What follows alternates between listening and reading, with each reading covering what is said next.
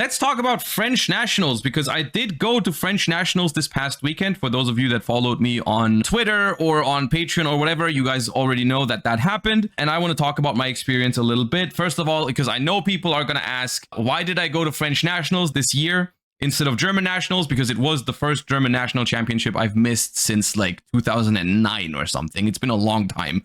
And I really wanted to go to German Nationals this year. The Master Duel Worlds qualifier, unfortunately, are happening on the same weekend as German Nationals. And once I found that out, I made the decision to go to a different national championship, which I've never done before. But this year I did. And before we even hop into the deck that I played and how I did and so on and so forth, I want to give a huge shout out to all the people at French Nationals, because I had a very good time. I had a great time at French Nationals. All my opponents were very, very nice, very welcoming community. It was a great experience to be playing at the French National Championships.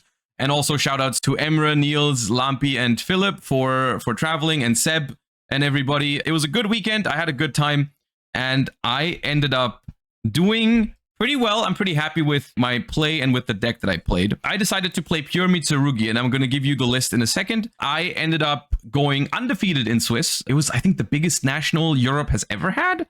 It was 2,450 people or something. It was massive. They played 12 rounds of Swiss. I ended up first after Swiss with 11 wins and 1 draw. The draw was in like round 5 or something in the pure Mitsurugi mirror match.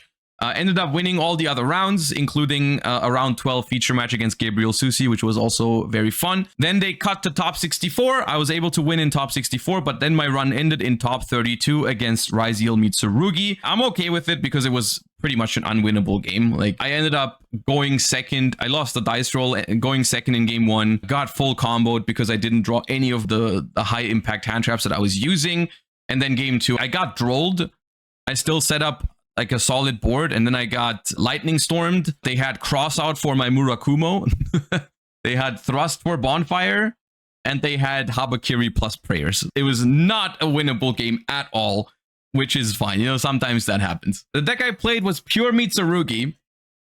And the reason I played pure Mitsurugi is twofold, basically. The first reason, and the smaller reason, admittedly, is the fact that I really like this deck. This deck has a playstyle that I would say out of the current meta decks suits me the most, because it plays like a lower to the ground like playstyle where you do efficient combos, efficient turns. You're not trying to make like huge auto win turns or whatever that your opponent can't really play into or whatever. You just like, it has a very strong grind game. It sets up very efficient interactions. You make your opponent discard a card here or there with the Murakumo and so on and so forth. Really, I like it a lot. It's very fun. It has great follow-up, and you basically just summon Futsu and sit on Futsu, and it's impossible for your opponent to out your board. It's really cool. I like it a lot. The other reason is that I genuinely thought it was the best pick into a couple of cards that everyone is playing at the moment, because they are the only ways to counter Malice and Mitsurugi Raisiel, which Mitsurugi Raisiel, in comparison to this deck, has a much higher ceiling,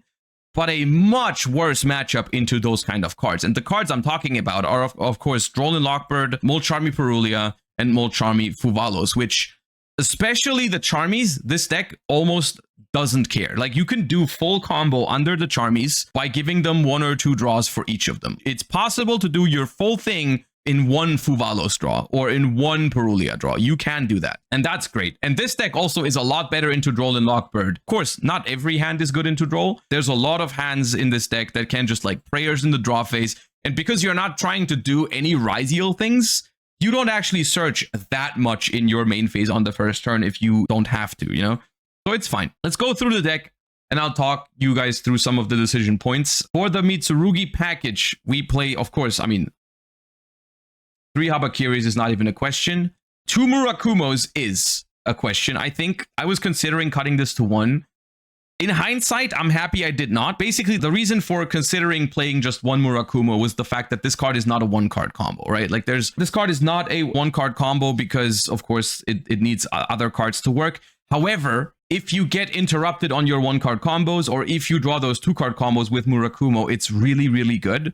And it really helps you play through stuff if you hard draw it, especially going second, right? Like, of course, Habakiri going second is also a 1-card combo, but if you have a Murakumo in your hand, it is so much more threatening to start with Ritual Spell Summon from hand, Your opponent thinks you're going to summon Habakiri because they know you have it. Because let's say you start Habakiri, send Saji, search the ritual spell.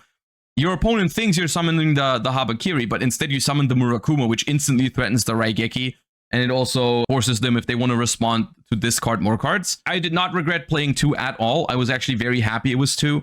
I do think siding down to 1 is fine in some matchups, but main deck, you should definitely have 2 copies. And then 1 Futsu. It's always going to be 1 Futsu, but this card, this is the main reason, I think, to play this version of the deck. This card makes your end boards basically insane without looking crazy. Like the end board for this deck is legit IP, Futsu, and like 2 face downs. That's your end board. But it's like, it's so resilient. It has so many layers of disruption and so many layers of follow-up as well.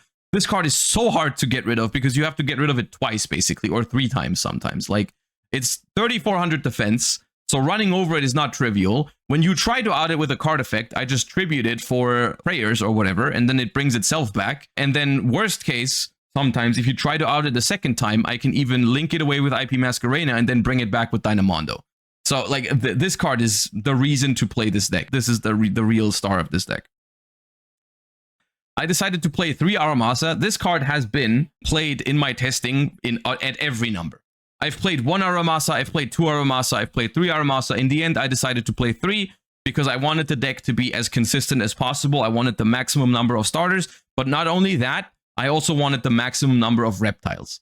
I wanted the maximum number of Mitsurugi names in my deck. Well, good Mitsurugi names in my deck, so that I don't run out of targets for my ritual monsters when I tribute them in the graveyard, especially in the mirror match. That can be a big deal because you're grinding back and forth. And like you need search targets in your deck to resolve your ritual monsters, to resolve your prayers, and so on. And even to resolve your ritual spell when you want to tribute from the deck. Eventually, you're going to run out of the monster. So like having the 3 Aramasas really helps. And then it's 1 Saji, 1 Kusanagi. You don't need more of these because you can recycle them. And Saji, unfortunately, is not a 1-card combo because you can't get to a monster and a ritual spell with Saji. And then I played Nightsword Serpent. Nightsword Serpent, I think, is very important in this deck, actually, because this deck has a much lower ceiling.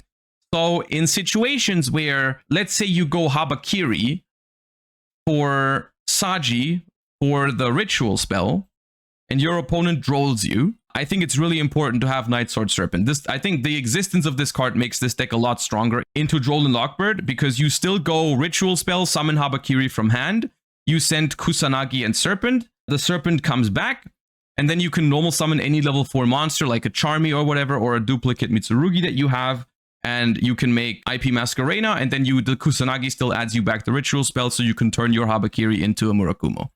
And then you still end on IP Murakumo under Droll and Lockbird, which is pretty solid. And in general, it just gives you a higher ceiling. It does suck a little bit to draw.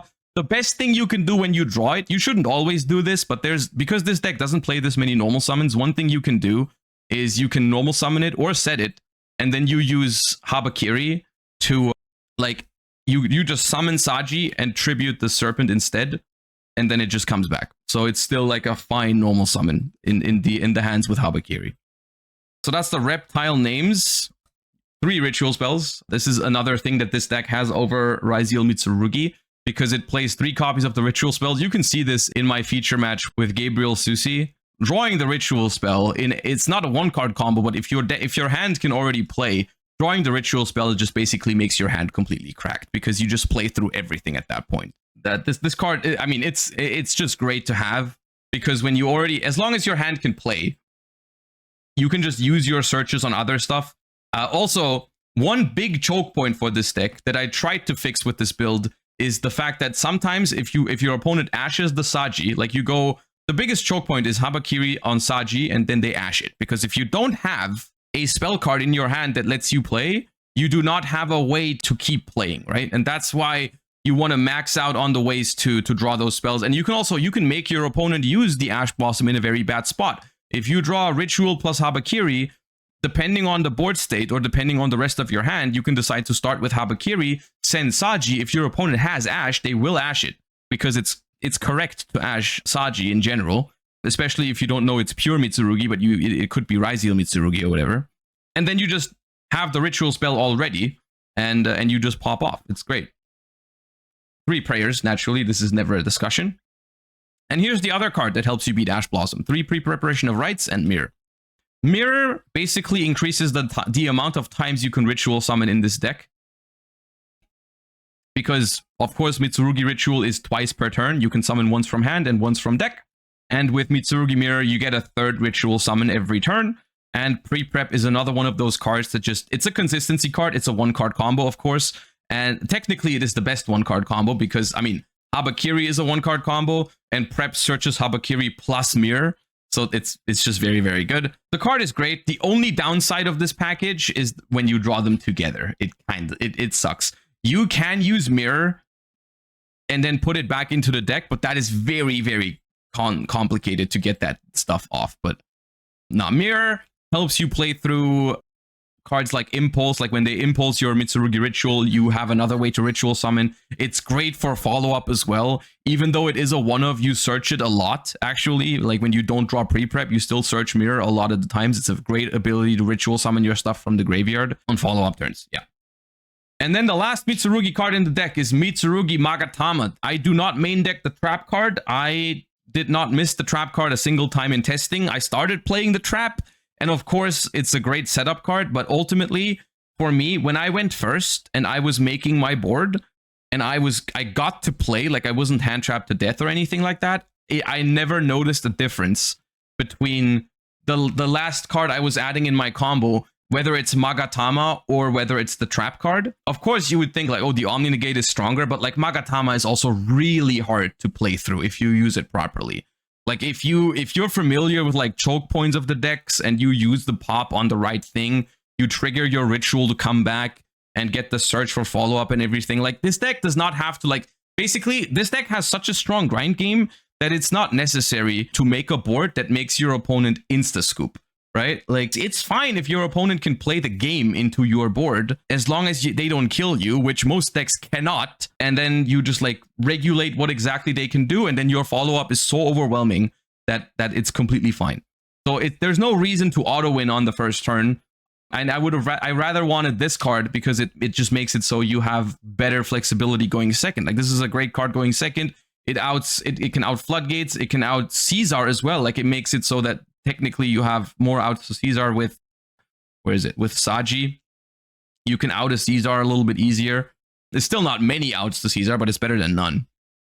So yeah, and that is the engine basically. I guess Pot of Extravagance counts as an engine card. It is, in my opinion, necessary to play Pot of Extravagance or some kind of more. Basically, I was using no Extravagance in the beginning, and I noticed that even with max consistency in terms of the monsters, there were some hands where I just didn't have one of these spell cards. Well, I mean, this technically doesn't count.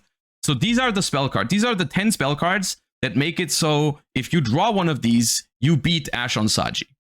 If you don't have one of these spell cards and you get Ashed on Saji, you have a problem because then you cannot perform a ritual summon. And so what I wanted was more spell cards that either draw me these spell cards or bait Ash Blossom. Because if I can bait Ash Blossom, then my Saji will now go through and suddenly I can play through everything, right? And so the best card for that, in my opinion, was Pot of Extravagance. I think Pot of Prosperity works as well, but Pot of Prosperity, I was a little hesitant to play Pot of Prosperity because I think going second in some cases, you actually can deal 8,000 damage with this deck pretty easily. Especially in game one, when your opponent is going first and their non-engine is also Charmies, so their boards are not backed up by much. If you can like Charmy them and then you can do 8,000 pretty okay. Not often, but like, you know, fairly often. Yeah. The only thing about Pot of Extravagance is that it makes your extra deck a little bit weird, but honestly, this deck is not very reliant on its extra deck. You will see, I actually don't play a lot of duplicates in my extra deck because for Pot of Extravagance, because this deck does not really need it. Yeah. The rest of the deck is basically non-engine, which is not as much as, I think it's 15. Call by and Talents, counters to Ash Blossom, counters to Droll and Lockbird, generally good card at the moment. Siding out going second most of the time in most matchups, unless it's like a slower matchup. But in the more combo heavy matchups like Raziel, Mitsurugi, or Malice, I do side these cards out going second. because I don't think they are your priority when you're going second. Like, you'd rather stop your opponent from doing the crazy stuff, because even when your opponent does the crazy stuff, these cards are not good enough. But like, they're overall in game one, they're pretty good.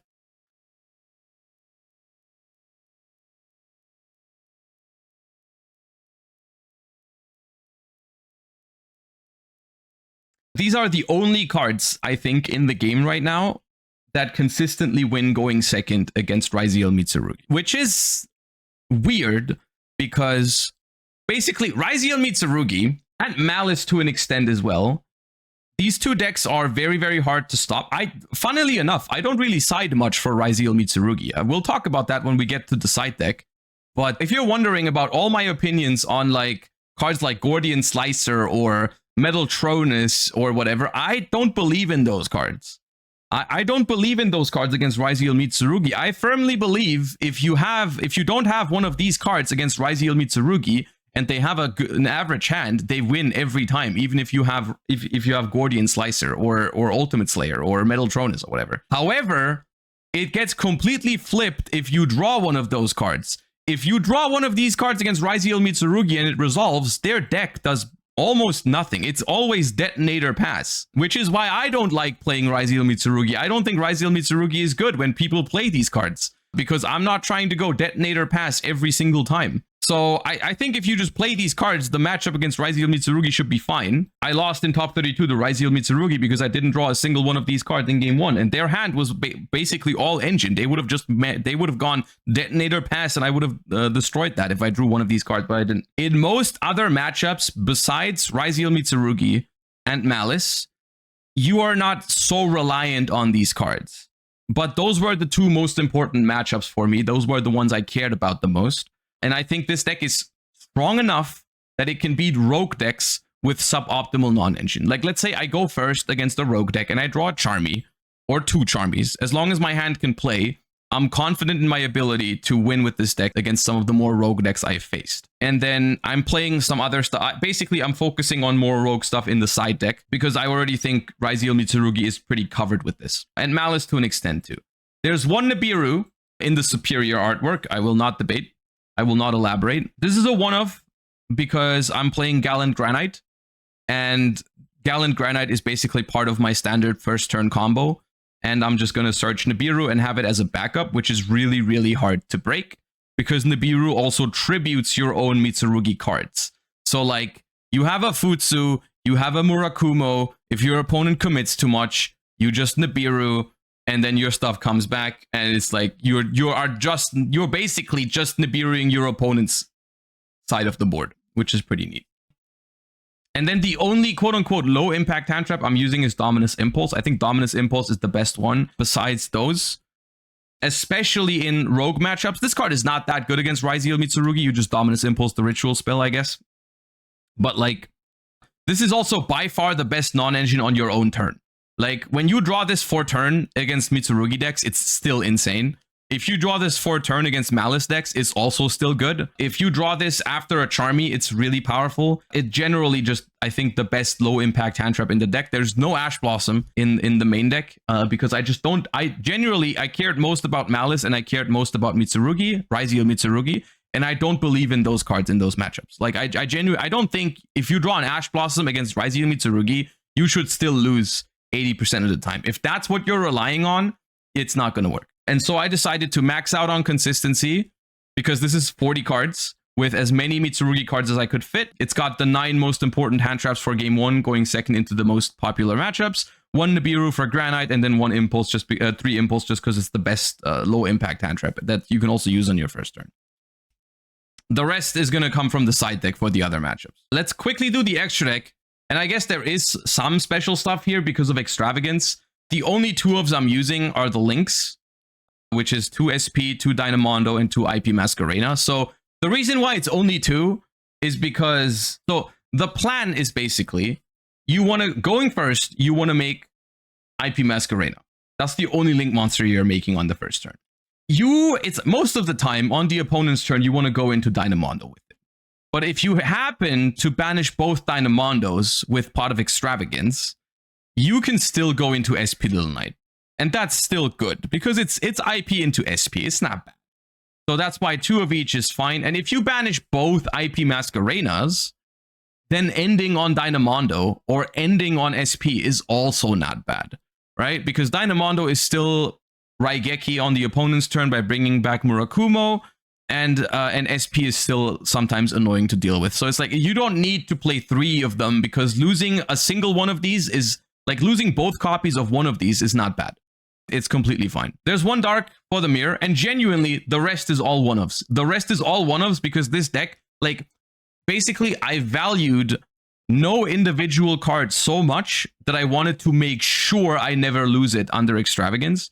What I valued a lot more is the flexibility in all the games where I don't have Extravagance, because there's no card here that you need every time. Like, they're all just, it's a toolbox, and most of them come up pretty rarely. Gallon Granite for the Nibiru. King of the Feral Imps for some situations where you need a second ritual monster in hand. 1 Baguska, which is another thing you can end on the first turn. I make Baguska very, very rarely, but it is pretty good when you do. Sometimes it can be the one you use under Droll and Lockbird sometimes. 1 Tornado Dragon, which is pretty neat, especially in rogue matchups to force out back row. 1 Dugaris, which is the one that you make on the first turn if you draw the Nibiru. If you draw the Nibiru, you don't have a reason to go for Gallant Granite, but you have enough bodies to make a rank 4. So you can just make Dugaris to draw 2 and discard 1, just to try and like draw Impulse or draw Droll, or more spell traps or called by or whatever. So it's fine. This is probably the most interesting card in the extra deck. It's number 80, Rhapsody in Berserk. If you're not familiar what this card does, it's a generic rank 4. It's dark, so it works after Impulse. And you can detach a material to banish a card from your opponent's graveyard, and you can use it twice per turn. The reason is that in the mirror match, it can get very, very grindy. And what you can do in the mirror, what a genuine win condition is to just banish. It doesn't come up very often. It's pretty niche, but a genuine win con in the mirror is to banish your opponent's Kusanagi and the Futsu with this, because if the Kusanagi is banished, this deck can no longer get cards back from the banish pile. So you banish the Kusanagi, and then you banish the Futsu, or even better is you banish the Kusanagi and the Murakumo, and then you make SP with it, because it's an Xyz monster, and you banish the second Murakumo, because most people don't play 3. Excuse me. If you can do that, I'm pretty sure you just win the game out of, like, if you can do this, like, if you can banish these 3 cards by going Rhapsody into SP, they can no longer beat Futsu. you summon Futsu in defense position, the game ends. They can no longer beat it. So that was the idea behind Rhapsody. It only really comes up in the pure Mitsu mirror. That's why I don't think this is a staple. And I played 2 pure Mitsu mirrors in the tournament, and it didn't happen in those games. But it is a good card. It has some random spots where it comes up. And then there's Typhon, and there's Zeus. I like Zeus in this deck, even though it doesn't work after Impulse. But you have a lot of Exceeds that after you use their effects, you don't really need them. And you also, this deck does not have to kill when it plays into boards, and it also does not have to win the game immediately. So what I do very often is I summon like one of these 3 into back row. I use the effect by detaching that, especially Tornado Dragon, right? Like you tornado, let's say they have 1 or 2 back rows and you're not sure if it's like Imperm or called by or whatever. You make a Tornado Dragon, you try to bait one of them, or Impulse as well before you want to use your ritual spell. You go like Tornado Dragon, pop one of them, attack, make Zeus, bait the other back row and stuff like that. It's pretty neat. So yeah, the card I summoned the least out of this extra deck are Typhon. It doesn't come up that often for me, but I still think it's valid to play it, and Rhapsody. But I also, on the other hand, I didn't miss much. There's no card here that I would say you need 2 copies of because of Extravagance. The only card I missed in the entire tournament was Gagaga Cowboy in my draw, because I drew a Mitsurugi Mirror, it was very grindy. My opponent was pretty good, and we played like a 30-minute game 1, a 14-minute game 2 or something, and then I won the second game, and then it was like, I didn't play Cowboy, my opponent didn't play Cowboy, so it was just like, they made me go first, hoping that I would just brick so that they could get a battle phase, but it was like, I drew a normal hand, I couldn't make Cowboy, and they also didn't play Cowboy, so it was just like a stare moment. We were just like both sitting there before game 3, and we're like, well, I don't have a time win con, and they were like, I also don't have one, so cool, we draw. I guess that can happen in the mirror match, but it was fine. Ultimately, it was fine. The draw was fine. Like, it's not like It's not weird. The reason I didn't play Cowboy, the reason I didn't play Cowboy was also the fact that like sometimes, depending on how your hand plays out, in order to make a rank 4, you have to take 800 damage, right? And like Cowboy only does 800 damage, so it's kind of weird. It only works with the Serpent. With the Serpent, it would technically work if they don't have Impulse for your ritual spell. You can like get a level 4 that way and then normal summon a level 4 to make Cowboy, but like using prayers to make a rank 4 doesn't make sense because then you're still even. You're just risking getting impermed on the Cowboy. It doesn't make sense. So yeah, I don't know. I missed the Cowboy because I had one draw and I could have made Cowboy with that hand, but it's fine. Whatever. Side deck. I think my side deck was interesting because I did something that almost no one else is doing at the moment, I feel like, which is I didn't side crazy amounts for going first. I really like that philosophy in hindsight. So of course, I need to take out my Molcharmies whenever I'm going first at the very minimum. And sometimes I even have to side out more cards if I don't think they're good in the matchup, like if Droll is not good in the matchup or Nibiru.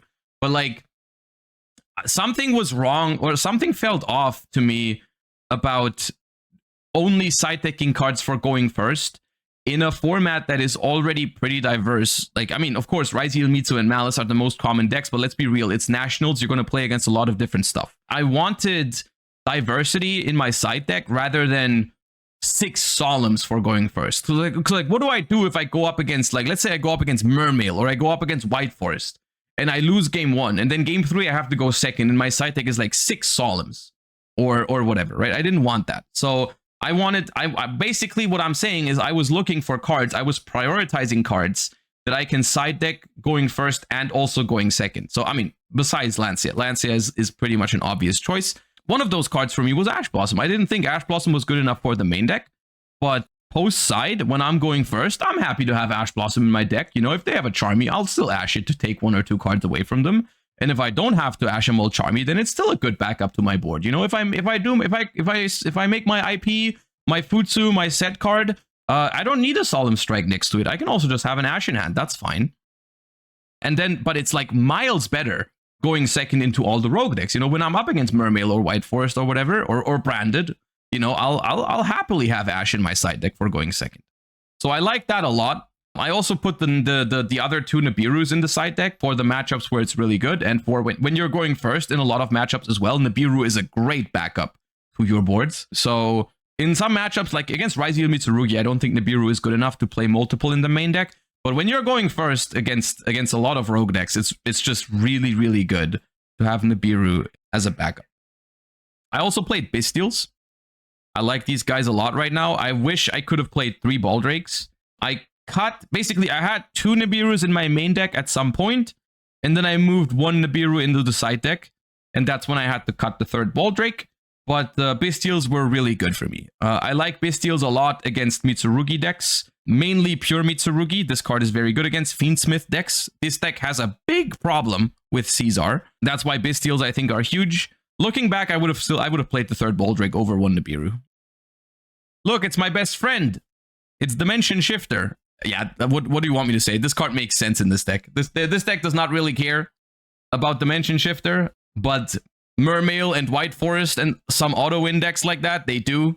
So when you go second in game 3, there's always a chance you draw Shifter. I never drew it. I didn't even play against Mermail, but I think you should play it. I think you should play it because like it's just like it's an auto win button because it also disables Droll and Lockbird. You know, like you Shifter them, they have no win con because they can't even Droll you back. You just summon your guys and attack him. So yeah, no, Shifter is crazy in this deck. And then there is 1 Wosu because it makes it so that you have a lot of outs to Caesar because now Aramasa is also an out to Caesar post side deck. I like that a lot. I think this is a very efficient slot in the deck because it's highly searchable. So whenever you're going second and you're worried about Detonator or you're worried about Caesar or anything like that, you know, Wosu I think is your man's.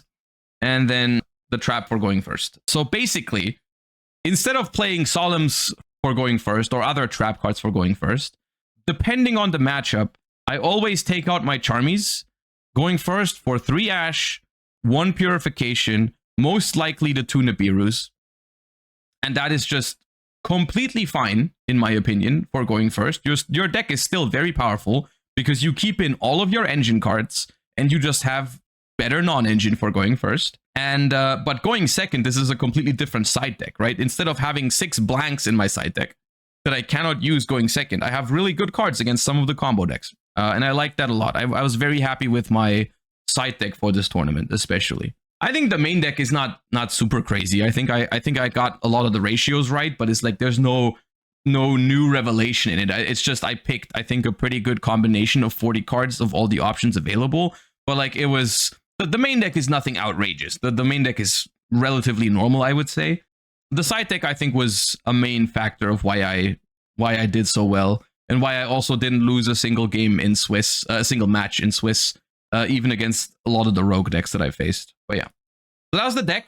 In hindsight, I don't even have many changes I would make. I really liked the 40 card main deck. I don't think I have a change for the main deck.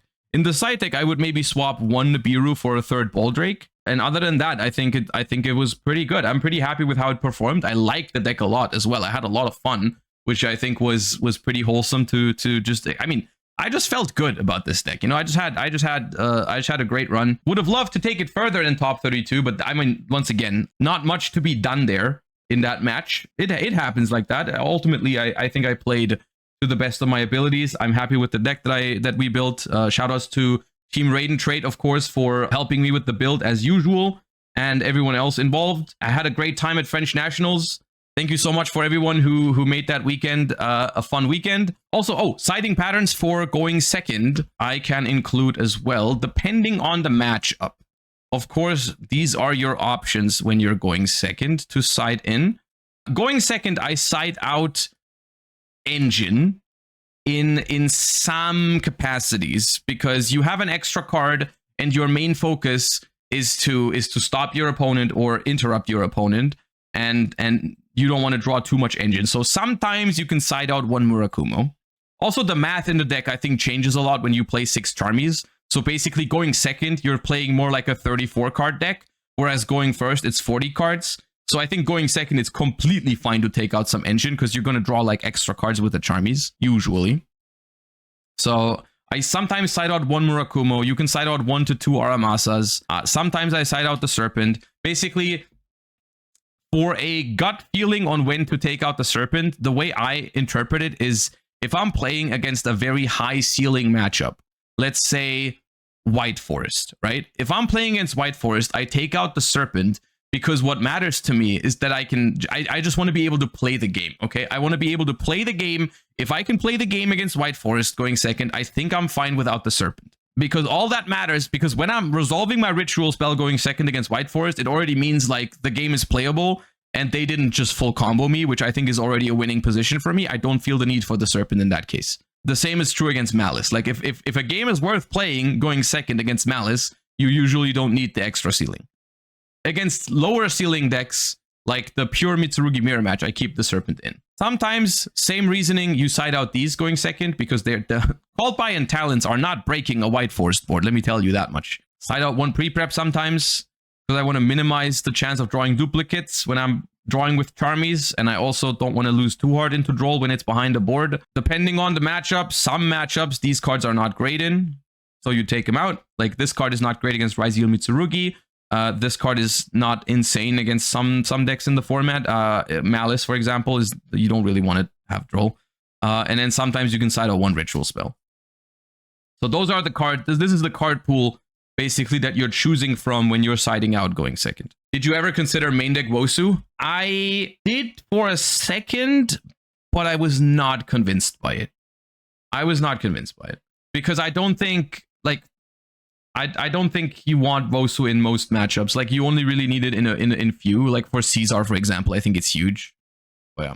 What do you think about Lamia? Lamia is an option that I was testing with less copies of Aramasa. For people that don't know what Lamia is, because you're not involved with the deck building of Mitsurugi at the moment, Lamia is a level 4 reptile that upon normal summon adds a level 8 reptile from your deck to your hand.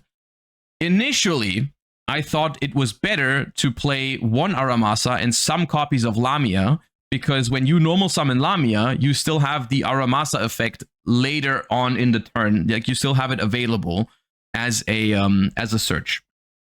Which was the initial reasoning when I played like 1 Aramasa and like 2 Lamias or 3 Lamias for a while. The reason I thought that was not a good argument is because this deck does not usually need to search multiple monsters in a turn off of Aramasa and Lamia. Like, at the point where you're resolving all of those effects, it's completely fine to just tribute an Aramasa from your deck and not use it, because you've already used it earlier on in the turn. What I thought mattered way more was that having Aramasa in the deck instead of in your hand, like when it's in the deck, it's a very important resource because it is a Mitsurugi card. So you can add it with prayers. You can add it with your ritual monsters. You have more targets. You can tribute it in your draw phase with prayers to play around draw. Like this hand, right? This is insane into draw. If this is Lamia, this is ass into draw.